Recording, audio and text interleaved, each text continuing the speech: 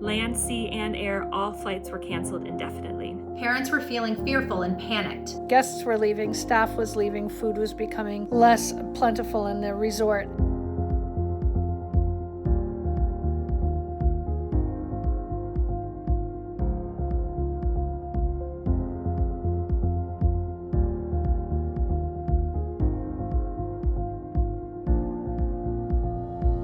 We had a group of 8 brothers, sisters, and spouses that had been thinking about and planning a trip to Ireland for many years.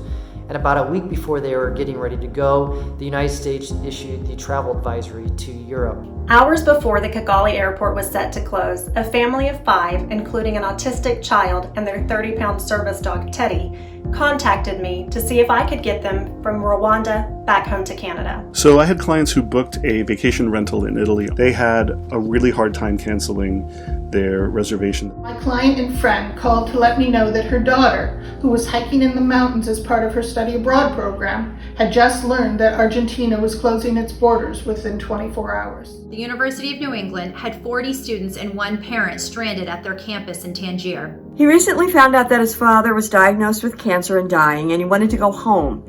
This coincided with the pandemic becoming the epicenter right in Spain at the same time. This couple had been visiting their daughter who was studying abroad in Florence, and I needed to get all 3 of them home in a matter of hours.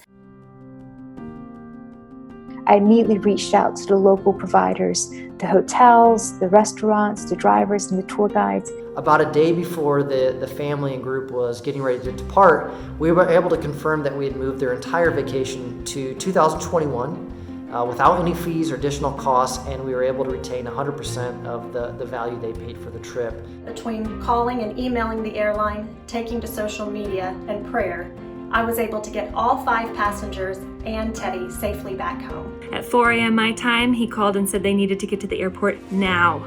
Within minutes, we'd arranged for a transfer to pick them up, take them to the airport. They were met upon arrival and escorted through purchasing their tickets and through security.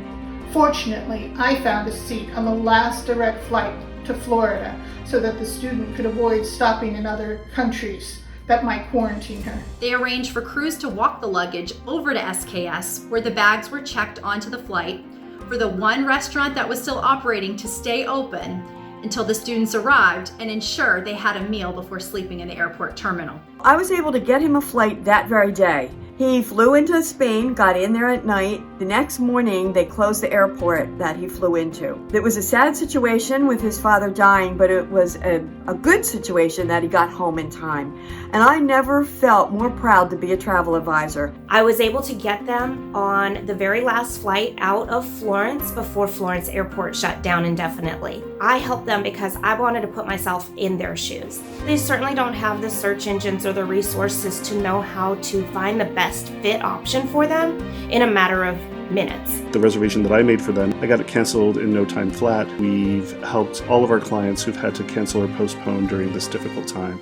None of them have lost a dime in what they've invested in their trip. In every case, I've gotten them a 100% refund or a generous credit for future travel, and none of my clients have spent even a minute on hold with an airline or a cruise line or another supplier, because that's my job. And I thought, maybe we should be a little bit more flexible and give them a full year upon the first day that Portugal is declared safe to visit by the local government. Luckily, the suppliers all agreed, and when I spoke with the clients to give them that as an option, they were very happy and also very relieved that they weren't going to lose their investment. These are the types of things we do for clients every day. We work the extra time and the late hours to ensure that what is best for our clients is what they receive. Big box companies who happen to sell travel, they don't put in this type of effort. We may not be frontline nurses or doctors, but this is how we help people, is that we can get people home from around the world